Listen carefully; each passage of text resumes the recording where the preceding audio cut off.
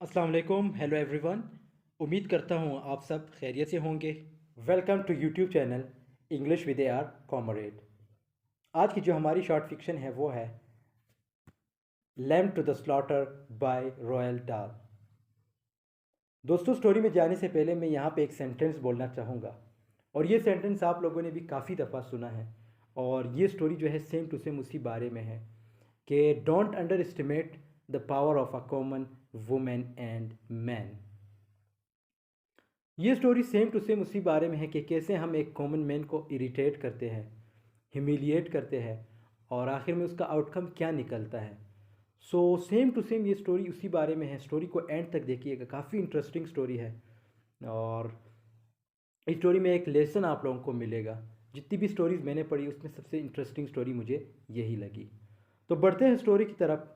Story में जाने से पहले मैं बात करूँगा राइटर के बारे में कि हु वाज रॉयल डाल। रॉयल डाल में जो डी है रॉयल, इसमें डी जो है साइलेंट है, so it is called royal डाल। रॉयल डाल एक British novelist, short story writer और स्क्रीन राइटर, पोइट थे। और ये एक वॉर टाइम फाइटर पायलट भी थे। इसकी डेट ऑफ बर्थ 13 सितंबर 1916 यूके में हुई थी, और इसकी डेथ 23 नवंबर 1990 यूके में हुई थी। जब इसकी डेथ हुई उस वक्त इस एज सिर्फ 74 थी, और इसकी डेथ जो है rare cancer of the blood की वजह से हुई थी। और इसका जो पीरियड स्टार्ट होता है वो 1942 से लेकर 1990 तक।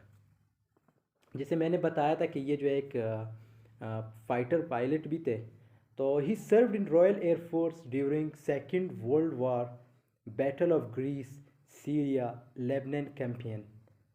तो ये इन सब में इसने अपनी पार्टिसिपेशन दी थी। और ये एक इंटेलिजेंट ऑफिसर थे, विंग कमांडर थे।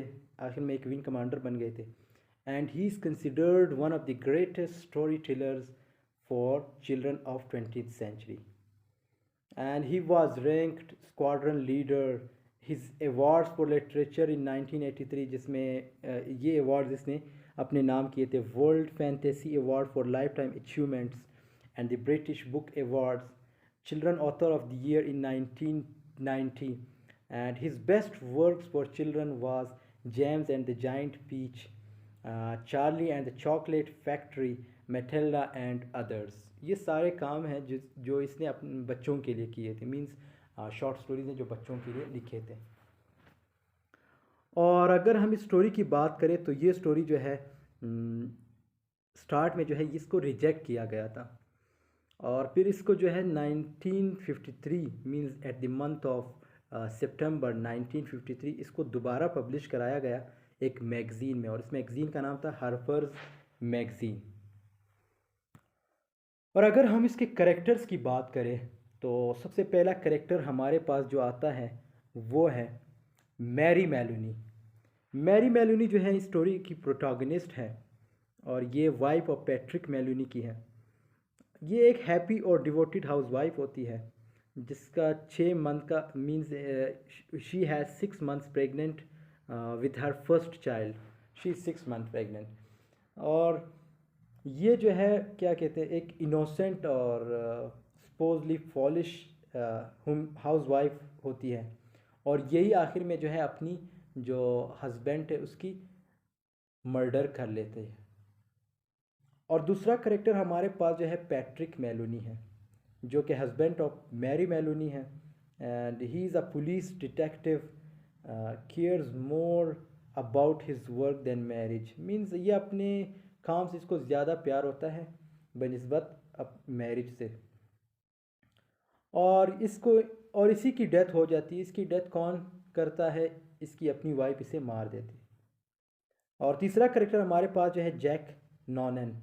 ये एक sergeant and friends of Patrick Meloni. ये एक सर्जेंट होता है पुलिस में, और ये जो है पैट्रिक मेलोनी के दोस्त होते हैं। और यही वो ऑफिसर होता है जो जब इसकी डेथ होती है इसके फ्रेंड की, मीन जो पैट्रिक मेलोनी की डेथ होती है, तो ये इसके घर आके इन्वेस्टिगेशन करने आता है। और अगर चौथे करेक्टर की बात करें सैम, जो कि एक ग्रॉसरी होता है, मीन्स एक ग्रॉसर होता है। और ये जो है जो मैरी मेलोनी है जब ये डेथ मीन्स जब मर्डर करती हैं तो ये इसके पास चली जाती है, क्योंकि ये एक शॉपकीपर होता है, सिंपल सी बात है, तो इससे चीज़ें ख़रीदने के लिए चली जाती है। और अगर लास्ट करेक्टर की बात करें जो माइनर करेक्टर है वो है ओमेली। ओमेली जो है, जो ये भी एक पुलिस मैन होता है, जो जब पैट्रिक मेलोनी की डेथ होती है तो ये भी उसके साथ जैक नॉनन के साथ इसके घर पहुंचता है, मींस पैट्रिक मेलोनी के घर आता है।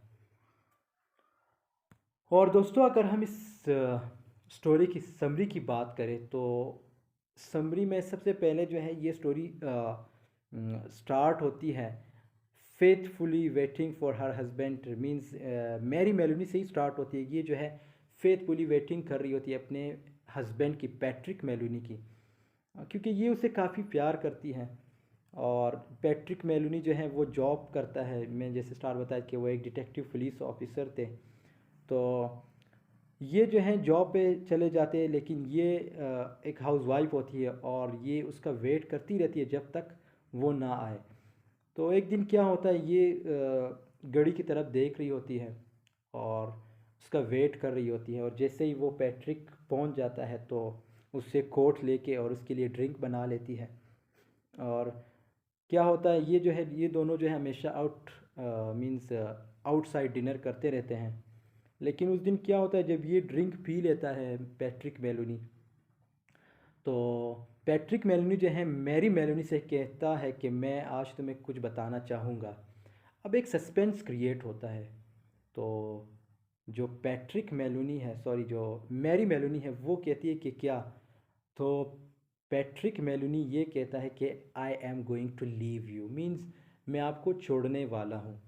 तो अब जो वहाँ पे जो मैरी मेलोनी है वो वहाँ से उठ के चली जाती है रेफ्रिजरेटर की तरफ, और वहाँ से एक फ्रोज़न लेग, वहाँ से वो फ्रोज़न लेग उठा के जो पैट्रिक मेलोनी जो है उसके पास आ जाती है। पैट्रिक मेलोनी जो है beside the window he standing, आके उसके सर पे मार देती है। तो क्या होता है, वहाँ पे उसकी डेथ हो जाती है ऑन द स्पॉट। अब जब उसकी डेथ हो जाती है तो जो मैरी मेलोनी है उसे तो पता चल जाता है कि इसकी डेथ हो गई। तो अब वो अपने आप को बचाने के लिए क्या करती है, अब उसने ये सोचा कि यार मुझे तो अपने आप को भी बचाना चाहिए, और साथ में जो अनबॉर्न बेबी है जो उसके पेट में है उसको भी तो बचाना है।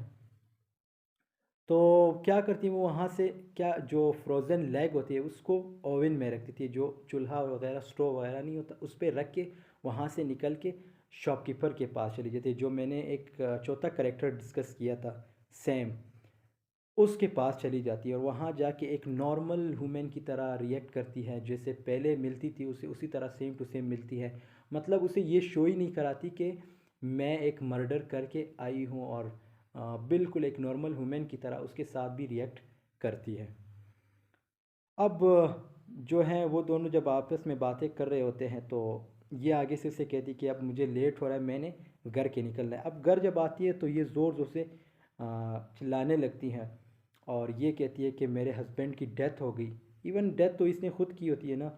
तो अब वहाँ पे क्या होता है, वहाँ पे पुलिस पे पहुँच जाती है। पुलिस में जो सबसे पहला जो पुलिस पहुँचता है वो है Jack Noonan and O'Malley comes, and और दोनों जो है ऑन द स्पॉट पहुँच जाते हैं।